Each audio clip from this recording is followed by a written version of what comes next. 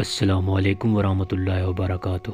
حضرت حسن بصری رحمۃ اللہ علیہ فرماتے ہیں، کتے کے اندر 10 صفات ایسی ہیں کہ ان میں سے ایک صفت بھی انسان میں پیدا ہو جائے تو وہ بزرگی تک پہنچ جاتا ہے۔ نمبر 1، کتے کے اندر قناعت ہوتی ہے، جو مل جائے اسی پر قناعت کر لیتا ہے، راضی ہو جاتا ہے۔ یہ قانعین اور صابرین کی علامت ہے۔ نمبر 2، کتا اکثر بھوکا رہتا ہے، یہ صالحین کی علامت ہے۔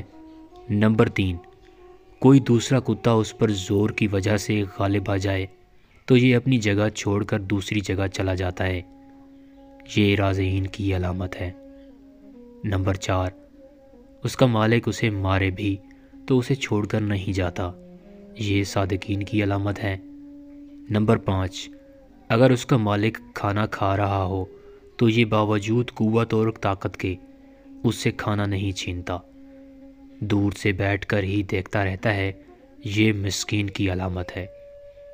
نمبر 6، جب مالک اپنے گھر میں ہو تو یہ دور جوتے کے پاس بیٹھ جاتا ہے، ادنیٰ جگہ پر راضی ہو جاتا ہے، یہ متوفقین کی علامت ہے۔ نمبر 7، اگر اس کا مالک اسے مارے اور یہ تھوڑی دیر کے لیے چلا جائے، پھر مالک اسے دوبارہ ٹکڑا ڈال دے تو یہ دوبارہ آ کر کھا لیتا ہے، ناراض نہیں ہوتا، یہ خاشعین کی علامت ہے۔